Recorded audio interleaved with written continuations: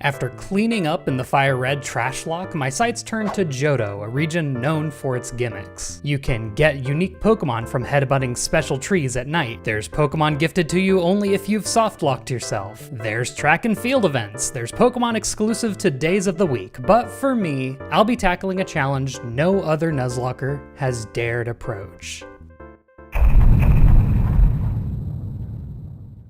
I'm challenging myself to beat a Nuzlocke of every region, each with its own unique gimmick. For Johto, I'm doing a Walker Lock, which I've made up, where I can only use Pokemon obtained from the Pokewalker. There are 8 routes available on the Pokewalker. I'll use one of them before each gym. So now instead of Fire Red's quantity over quality, I now only have 8 Pokemon, all of which I need to make the most of to make it through. Here's the rules just in case you've forgotten. If any Pokemon get knocked out, they're gone for good. I can't use any items during battle, and I'm not allowed to go over the level of the next gym leader's Pokemon. With that out of the way, let's get started. As usual for Pokemon HeartGold and SoulSilver, the start is pretty slow. For our starter, I go with Cyndaquil. While it won't be a part of our team, it does influence what starter our rival will have, which is now Totodile. I am stuck with Cyndaquil until we get Pokeballs though, which doesn't happen until after we go to Cherry Grove, unlocking the running shoes, going north and getting the mystery egg from Mr. Pokemon, having our first rival fight, which is a breeze since we had a chance to level up a few times before it, and finally returning the egg to Professor Elm. After that, we get the catching tutorial and are set loose on the world. To get started, I do need to catch a Pokemon. It'll be used to send to the Pokewalker. Consider it a sort of HM slave of sorts. And then we get to walking. Here's a quick rundown on how the Pokewalker works. It's a pedometer, counting your steps by using movement, because this is before GPS pedometers were the norm. Every 20 steps you take, you earn 1 watt. Watts are the currency you use to encounter a Pokemon, find an item, and unlock new routes. After taking 200 steps, I can use the 10 watts I earned to catch a Pokemon. But it's not that simple. Some Pokemon can only be encountered after taking a certain amount of steps that day. For instance, on this first route, called Refreshing Field, you start out only finding Pidgey and Sentret. After 500 steps, you can find male or female Nidoran. After 2,000 steps, Doduo, and after 3,000, Kangaskhan. You probably don't need me to tell you which of these Pokemon is the best encounter here. This is usually how it'll be. Stronger Pokemon take more steps, so I can't just bang out 200 steps and be out of here. On the flip side though, if there is ever a Pokemon I don't want that takes a lot of steps, I can just take it out of the encounter pool by not taking that many steps. Kind of like repel manipping.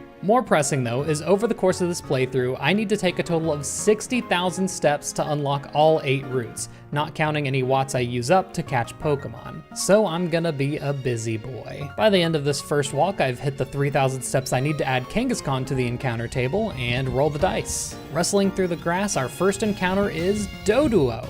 The way battles work on the Pokewalker is kind of like rock, paper, scissors. Here's a table showing all of the possible results.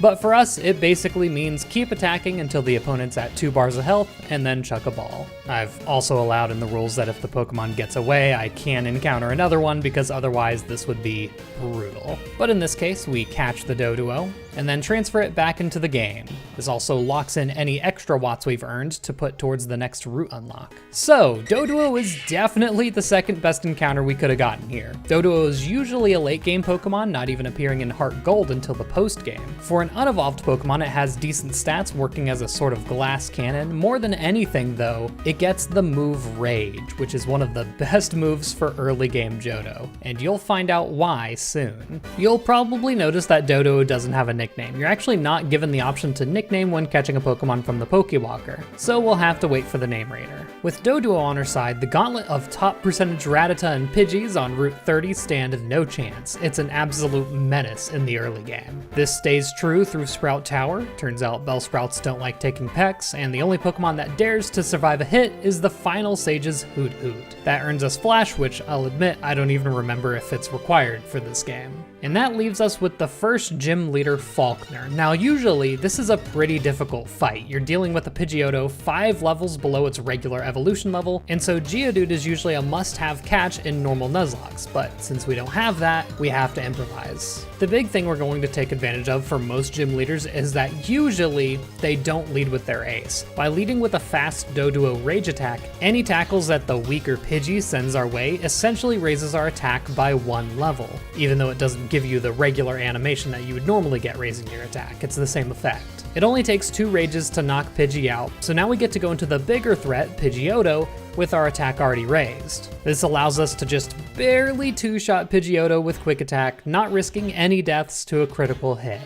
Get intimately familiar with the strategy, you're gonna see it a lot. That earns us our first badge, and believe it or not, the Roost TM, perfect for our Doduo here. And it's time for our second Pokemon. This time we're taking a walk through the noisy forest. Here's the available Pokemon, lots of bugs and grass types with the oddity of Wobbuffet as the only rare encounter. Personally, if I were to choose, I do want that Wobbuffet. This time I chose to catch the Pokemon in the comfort of my own home because it felt a little awkward to just stand on the road pointing my phone at a Pokewalker. And this time we get Paris. Not my first choice, or my second, or my third, but I'll take it. Paris has one very obvious benefit. The move Spore, the only 100% accurate sleep move in the game. It also comes with the ability Dry Skin, so it can absorb any water type moves we come across. Other than that though, it can't do much of anything until it evolves. Before heading south to the next town, gotta remember to grab the Rock Smash HM from this random guy over here, and then we're off. On the way down Route 32, we make sure to grab a free Miracle Seed, useful if Paris ever learns a grass type move. And funny enough, the TM for Bullet Seed is at the bottom of the route, which I will be giving to Paris. Otherwise, the first grass move we'd learn is Giga Drain at level 33. We also find a Shell Bell, which goes right onto Doduo. I was excited to have Paris for Union Cave. Doduo absolutely wouldn't have been able to deal with the Geodudes or Onix here. Come to find out, there actually isn't a single required battle here. Huh. Before we're allowed to challenge the second gym, we have to clear Team Rocket out of Slowpoke Well. This is how every single Team Rocket segment is going to go. We're going to slaughter 10 to 20 Zubats and Rattatas that are under half of our level cap, and move on. It's never any different. All of the Team Rocket segments are such a slog. The boss's lead Pokemon is a level 8 Zubat. Now onto the real challenge. Bugsy here is going to be one of the most challenging fights of the game thanks to his ace, Scyther, who for some reason comes out first. Unfortunately, Paris here won't be able to do too much in this fight thanks to it being weak to bug moves, but what it can do is bait out a U-turn, which Doduo can come in to eat up, while Bugsy swaps to the significantly weaker Metapod. And now you already know what's up. We're rage boosting off of this Metapod. I carefully swapped between using Rage and Healing with Roost to whittle down Metapod low enough for Bugsy to use his Super Potion, not only denying it for the Scyther, but also extending the time we have to build up even more Rage boosts. I finished Metapod off with +3 attack, which should be more than enough to one-shot Scyther. You're gone. That's actually insane. Or so I thought. Luckily, with the Shell Bell equipped, I for sure won't die to a damage range, but I will go down to a crit. And no matter what, I can't outspeed with Quick Attack because Scyther outspeeds us and uses a Quick Attack of its own. And we made it through. The remaining Kakuna is just a victory lap. Barely squeezed through that one, all thanks to Doduo. That earns us the U-turn TM. Okay, the TMs they give you at the gyms in this game are crazy. Time for another Pokemon. At this point, I'm not going for specific walks with the Pokewalker, I'm just taking it everywhere I go, letting the steps build up passively, and catching a Pokemon once I'm satisfied. Here on Rugged Road, we have a good variety of Pokemon, all with plenty of potential. I think the only one I'd be disappointed to get is Hoot-Hoot, and the one we land on is Magby. Now don't let the fact that it's a baby Pokemon fool you. It's got great damage potential, and comes with Sunny Day, shoring up its weakness to water types. Biggest downside is having to wait all the way until level 30 to evolve. I've also decided that I'm not going to include trait evolutions, so no Magmortar. Not that I could get the Magmarizer before post-game anyway. I might allow trait evolutions for future runs, but not the first. Before we're allowed to leave town, we have to win our first real battle against our rival, and even though we took down the gym first, our level margin is still pretty tight. The next level cap is only 19. This is the perfect chance for our Magby to show what it can do. It's my choice to match up with the lead Ghastly, mostly because after it knocks it out, it baits in Croconaw. Clearly, the Croconaw would want to use a water type move on us, which gives us a free switch over to Paris, who can absorb the water move with Dry Skin. Now we can safely put the Croconaw to sleep with Spore and bully it to death. Except, Walker chooses to switch to Zubat. Luckily, this Zubat doesn't have any flying type moves, so I can take the opportunity to put it to sleep as well. There's no sleep clause in the streets. Then I swap to Magby to secure the knockout. Unfortunately, Zubat gets an early wake up and burns itself on Magby's flame body, and I go right back to Paris. Even though Paris doesn't have anything to deal substantial damage to Zubat, Zubat also has no good options for Paris, and the burn chip damage is more than enough to make up the difference. Then the Asleep Croconaw comes back out, and it's no problem to finish off with Bullet Seeds. Now we have entry into Ilex Forest. After a quick completion of the Farfetch'd puzzle, if you didn't know, you can head back to Azalea Town to grab a free charcoal. That's going right on Magby. A little farther into Ilex Forest, there's a move tutor for Headbutt, and this is Magby's strongest attack until he gets a better fire move. Believe it or not, between Azalea Town and Goldenrod City, other than the rival fight, there's not a single required battle, which is starting to be a bit of a trend. As much as I'd love to spend 10 hours at the game corner for 1 TM, I'm locking it off until I beat the gym here. Speaking of, here we are. Normal types are going to be pretty difficult to deal with because I have no way to deal super effective damage. This is proven by me almost getting taken out by a random trainer getting crits with Slash, just to find out afterwards that the battle wasn't even required. So that was fun. Whitney here marks the end of the starting gauntlet. We get a bit of a break after this, but until then, we need to use 3 cheap advantages we have to win this fight. First, Clefairy enjoys using Metronome, but thanks to us having Roost, there's very few possibilities that could outdamage our healing, even if it rolls a rock type move. Number 2, the Clefairy also has the move Attract and the ability Cute Charm. Usually dealing with the infatuation is annoying, but luckily, we're immune thanks to being a female. I say luckily, but Pokemon from the Pokewalker actually always have the same gender, so every Doduo you get from Refreshing Fields will be female. And number 3, you know I'm trying to get Rage boosts off of this Clefairy, but do you know the interaction between Rage and Double Slap?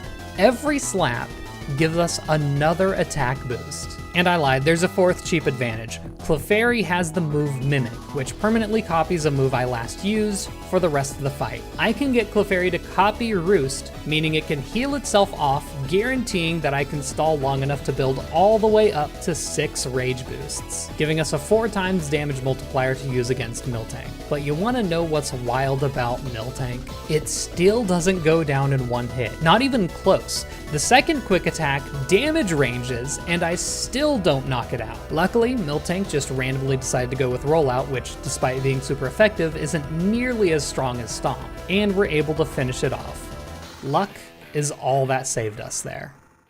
Well, as I said, that's the end of the starting gauntlet. Things get a little more simple from here on out, mostly thanks to our own Pokemon starting to scale. The next Pokewalker route is the Beautiful Beach, which gives us a guaranteed water type or Sunkern. And thank goodness, it's a Slowpoke. Admittedly though, Slowpoke is awkward. It's a much stronger physical attacker until it evolves, where it then becomes a special attacker. So I'm going to have to plan out my moveset wells to make sure it's useful both before and after evolving. Also, it doesn't evolve until level 37, which is the 8th gym. And at that point, Slowking would have been preferable for its superior special bulk, but I'm not allowing it. Irregardless, Slowpoke is some bulk that our team desperately needs. Having the 3rd badge allows us to grab the Squirt Bottle and head on out. This trainer here is the first required battle on our route since this youngster before Violet City. Feel old yet? In the national park, turns out it's the bug catching competition day. A quick glance at the prizes tells me there's not really anything I want other than maybe the citrus berry. I skip it for now though. In the park itself, we grab the Quick Claw and the Soothe Bell, and then it's squirtin' time. I'm actually pretty lucky we got Slowpoke here. It's our only Pokemon not weak to rock-type moves at this point. And then we've made it to Ecruteak. We have one small detour. We need to release the beast at Burn Tower. Thanks to a much higher level cap, we can take advantage of our first evolution of the run, which we'll need for yet another rival fight. It starts very much the same as last time, except now our Magby has the misspelled Feint attack to make use of, one-shotting the Ghastly. This once again baits in Croconaw, and just like last time, we counter-switch to Apothecary. I needed to evolve here because unbeknownst to me when I chose Cyndaquil, Croconaw here gets Ice Fang for coverage, and evolving puts me just out of crit range. After that though, it's the same strategy as before, Sleep and Bully. And our rival chooses not to swap this time. Zubat comes out, now rocking a nasty wing attack, so we retreat to our newly nicknamed Doduo. Doduo finishes off the Zubat in 2 quick attacks, and I didn't bother going for any rage boosts because the last Pokemon is Magnemite.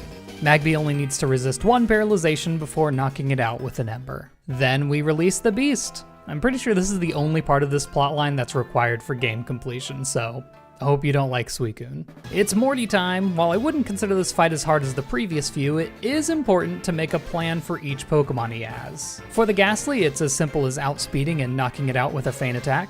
Then comes out the ace, Gengar. This thing is packing Shadow Ball, and nobody wants to take a Shadow Ball from that special attack stat. Nobody except Doduo. The trick to Morty is that if you throw out a normal type against his ace, it can't deal damage to you at all except with Sucker Punch, which not only requires you to use an attacking move, but it's also coming out of Gengar's much lower attack stat, not nearly as much of a threat. Even though it keeps putting me to sleep with Hypnosis, it can't touch me as long as I use Roost while I'm asleep, and it takes a while, but eventually I'm able to whittle it down using Pex. We're not out of the woods yet. Next is one of the two Haunters. We can tell it's the Hypnosis Dream Eater set thanks to its level. First I let it put me to sleep, and then I swap, guaranteeing that it'll either use Dream Eater or Nightmare. Magby outspeeds it, but it barely lives the feint attack. We then get lucky with a missed Hypnosis and finish it off. Next is Haunter number 2, much less of a threat. It starts out by using Curse, leaving it low enough to easily be finished off by feint attack. That's our 4th badge and the TM for Shadow Ball. Now I'd say we're about halfway there. Halfway there. Halfway there. Another badge, another Pokemon. This one's a big one. We're taking a stroll through the Suburban Area with 2 separate rolls to get what I think would be the best encounter for this entire challenge, Magnemite. And I get Hoot Hoot.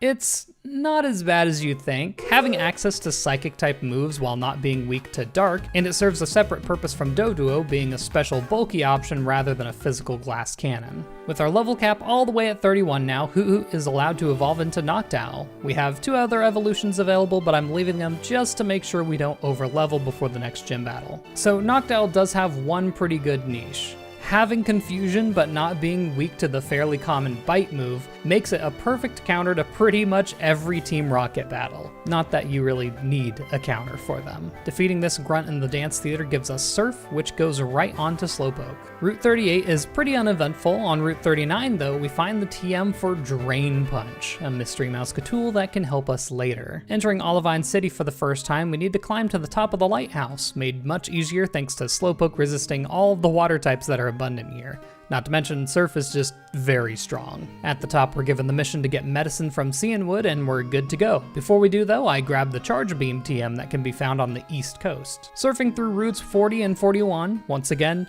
absolutely no required fights, but we do pick up the Pluck TM. Not much to do at Cianwood, we grab the medicine, then head straight into the gym fight. In preparation, Magby learns Fire Punch at level 30, and we finally get our Magmar. Then, right at the level cap of 31, Doduo is able to evolve into Dodrio.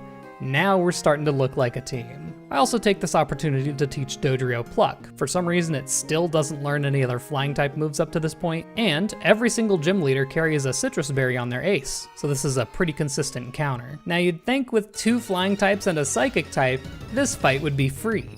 Not so. I opt to lead with Slowpoke. This Primeape always starts off by building up double teams, so I start building my own stacks of Curse, hoping it'll allow me to stay in long enough to take Primeape out. I managed to land my first confusion as Primeape builds another double team. Yes, I'm running Quick Claw on my Slowpoke. Third turn is when Primeape starts attacking, and I'm flinched. 4th turn, Quick Claw procs, but I miss. 5th turn, another miss, and it's time to pivot. Dodrio can take a Rock Slide on the switch in and finish off Primeape with a Pluck. Don't ask me what my plan was if I missed. Next up is the Poliwrath, and I kick it off with an outspeeding Pluck. Pluck doesn't knock it out, but I do get to eat the Citrus Berry, which gives me just enough HP to live an attack. Usually Poliwrath just spams Focus Punches, and I'm unlucky enough to get a Body Slam, but still lucky enough not to get paralyzed, which allows me to take the kill. I fully expected to have to make my first sacrifice in this fight, thanks to hacks, but we made it through deathless. Our prize is the Fly HM, which will be going to Noctowl. I know that sounds weird given Dodrio's our physical attacker, but I'm not willing to give up any of Dodrio's attack slots right now. And another Pokemon. I did actually have to go for a dedicated walk this time since the watt requirements for each routes are starting to ramp up. Also, bad news. I did the routes in the wrong order, which I think I'm allowed to do. I didn't make a rule against it, but I also didn't consider it in the first place. Anyways, that means we're skipping over to Blue Lake, another nice set of water types. I know you see that Dratini there, but it's actually not a good option as we wouldn't get Dragonite before the Elite Four. And to counter that, I didn't walk the 5,000 steps it requires to encounter it, so it wasn't an option. And we ended up getting a Poliwag. As you probably know, Poliwag has a split evolution, but since there's no trades allowed, again, we're limited to Poliwrath, which is complicated because this Poliwag is a modest nature. We'll deal with it though. Having a fighting type is worth it. Also, it has damp instead of water absorb, which is unfortunate. I waste no time evolving it into a Poliwhirl. So you'd think that we'd go right back now that we have the medicine and challenge Jasmine, right? Wrong. I do return the medicine, but then I have to head all the way over to Mahogany Town because Price actually has a lower level ace than Jasmine. It makes things easier to go for him first, and also I made all of the sidebars before I started the run, and I put his badge over Jasmine's, and I don't want to remake them, so we're stuck. Route 42 is a straight shot. On the way we get strength, and even though it is a pretty strong attack, I don't want to teach it to anyone because the move deleter is all the way in Blackthorn City, so if I taught it now, we'd be stuck with it for another 2 gyms. So this part of the game is really weird. After you beat Morty, this part of the map is the open-ended area of Johto, meaning you can fight these 3 gyms in whatever order, and as such, all of the gyms are very close in level, but even more odd, all of the regular battles are around level 10 to 20. The most challenging battle is the Wild Gyarados at Rage Lake, and when it comes to the Team Rocket hideout, for real though, I did sweat a little on the Wild Electrode battles in the Rocket section, mostly because I have no idea if they have self-destruct or not, but they didn't use it, so I'll never find out. Now, we can focus on the Ice Gym, with one issue. I need my Poliwrath. The Fire type from Magmar isn't gonna cut it here. And so you may ask, how does one get the Water Stone in HeartGold? Buy it from the department store? Find it laying around on a route? You wish. No, we have 7 rounds of the Pokeathlon to play. They decided to not only lock all of the evolution stones other than the Sunstone behind this, but they're also locked to different days of the week. And they never tell you about the struggle of getting good Pokemon for the Pokeathlon. I have absolutely nothing for any category other than jump. Update your Nuzlocke guides. Even once I finally have the points to buy it, we have to get it on a Wednesday. Wild. Now, we have our mixed attacker Poliwrath. Having at least one fighting type is going to be huge not only for this upcoming fight, but also for Karen in the Elite Four. Poliwrath with a higher special attack than attack is cursed. But now, to bring it home, we teach Poliwrath Drain Punch. What? That's wrong. I know it learns Drain Punch in Generation 8 or later. Okay, cool. I guess I'll take the next best option, which is Rock Smash. Okay. I suppose that's not entirely true. I could teach it Focus Blast, but even ignoring that it's 70% accuracy, it also doesn't work alongside Belly Drum. And then you might say, oh, just teach it Brick Break. Well, don't you know, Brick Break's so strong that it had to be locked behind the Battle Frontier. So, Rock Smash. The strategy for Price is going to be similar to the early gym fights. I'll set up on the weaker lead Pokemon so that we can hopefully sweep the rest of the team. Seal's only attacking move here is Icy Wind, and it's more preoccupied with setting up Hail, so I don't even have to deal with the speed drop. At +6 attack, Seal goes down easily. Dugong is also outsped and knocked out with a single Rock Smash, and Piloswine does too. Oh! That's a little too close for comfort. I look for a pivot, but no one here takes both ice and ground type moves well, so I risk it.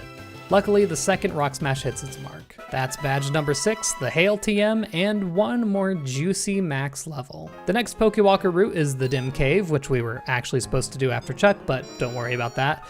It has your average cave encounters plus Smoochum.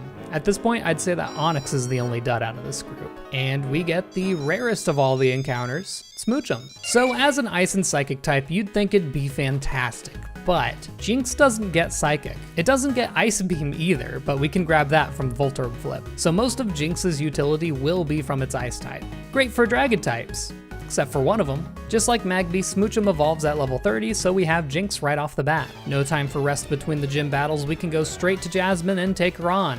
It goes pretty much how you would expect a 7th gym that still has Magnemites to go. If we didn't have a fire type, this would go very differently, but level 30 Magnemites is something. Watson is the 3rd gym of Pokemon Ruby and Sapphire, and has a Magneton, and Steelix is just way too frail on the special side to make up the difference. One last Pokemon, this last route is the town outskirts. There's a lot of great Pokemon here, even Furret has a niche specifically in the upcoming gym, and we get Abra.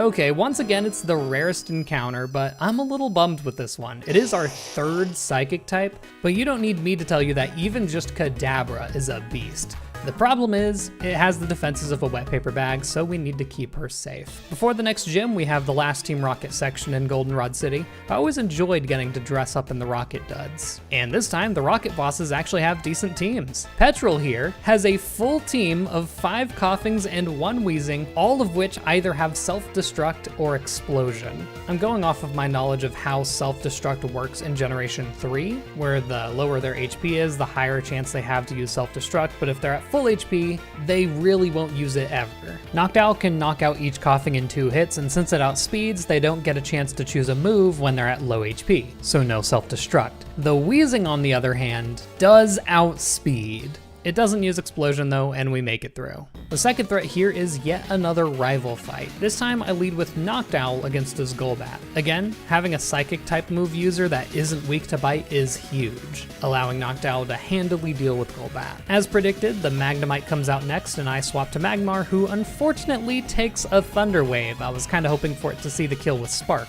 And now that we no longer outspeed, it then hits us with a Supersonic and we're just completely shut out for the next 3 turns, unable to get a single attack off. Yeah, so Magnemite's not a threat only when you have your fire type out already when it comes out. Poliwrath is the only other Pokemon I have capable of dealing with it. Luckily it comes out on a Sonic Boom and I can knock it out with a single Rock Smash.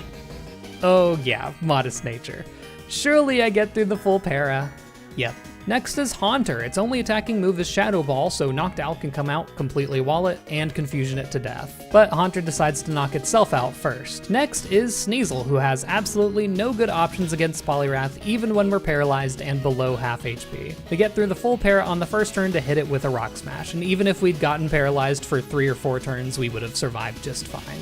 Then on to the big issue.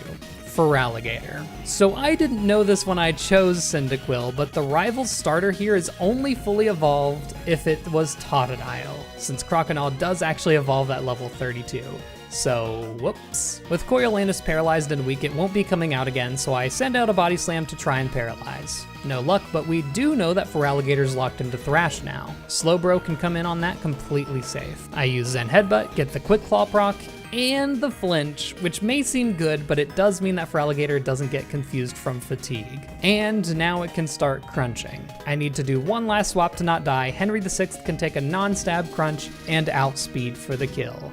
That was very stressful. Nothing else in this Rocket segment is a challenge. The final boss of the section, Archer, can be scary, but Poliwrath completely counters his entire team. And we can finally start heading towards the next gym. Typhlosion will be our HM user to get through Ice Cave. Ice Cave itself is just a case of getting through all the puzzles. Once again, there's no required battles. Finally, we arrive in Blackthorn, the location of our final badge. I have some preparation to do before we head in. First of all, we actually need to decide who we're using now that we have all 8 Pokemon. The 2 Pokemon staying back will be Magmar and Noctowl. This decision is mostly decided by Claire's ace, Kingdra. Both Magmar and Noctowl don't contribute much, either by being one-shot or not having good attacking options. I finally decide it's time to put U-turn on Parasect. I wanted to make sure I wasn't going to get another Pokemon that would use it better, and it doesn't learn it. What are we doing? Looking into it, it seems like there's a no spider-shaped bug rule when it comes to learning U-turn. Ariados and Skorupi are the only 2 bug-type lines that don't learn it, but that doesn't make it hurt any less. And right after Drain Punch, which by the way,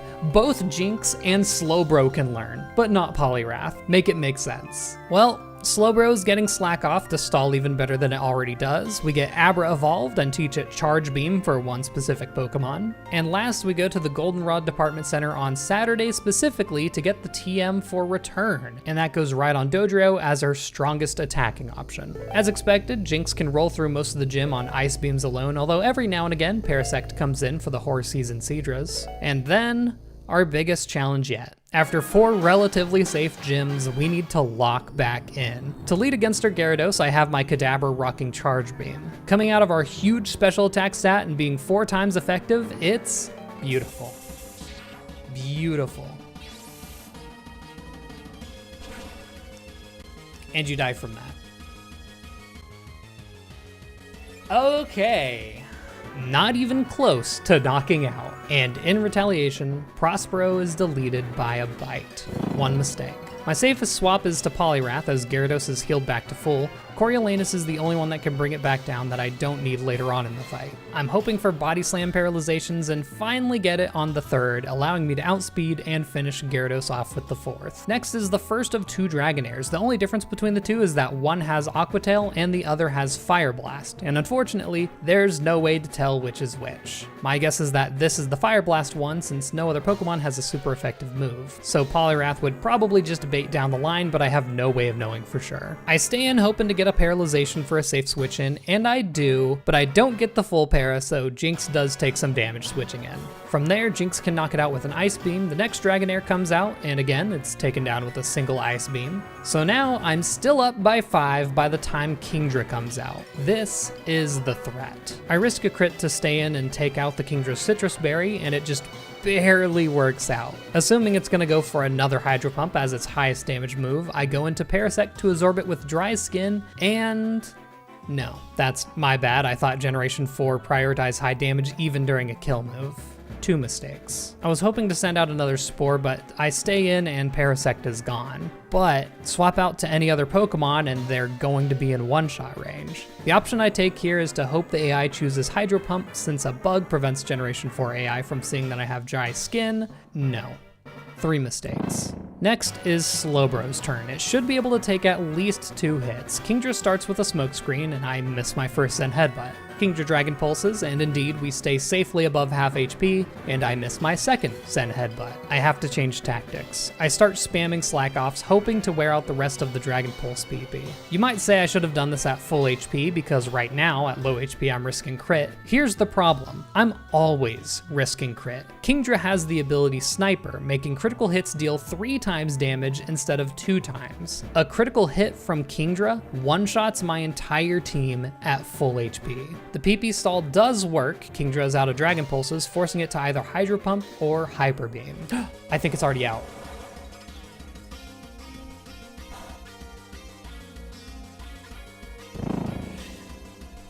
Whatever, dog. Whatever, dude. Well, while Hydro Pump is the stronger move, it does at least have low accuracy. It shouldn't matter though, since Dodrio can come in, outspeed, and finish it off with Return. It's not Jover, I still have 5 Pokemon. What do you mean? Not enough friendship. 4 mistakes. That's fine, I live, outspeed again, and finish it off. So, HeartGold gym leaders eventually get access to 2 healing items, something usually reserved for only the Elite Four in other games. I never realized this shift since the last 2 gym leaders were so weak that all of their Pokemon were knocked out in 1 hit. 5 mistakes. I need Kingdra to either miss Hydro Pump or choose Hyper Beam. It hits the Hydro Pump.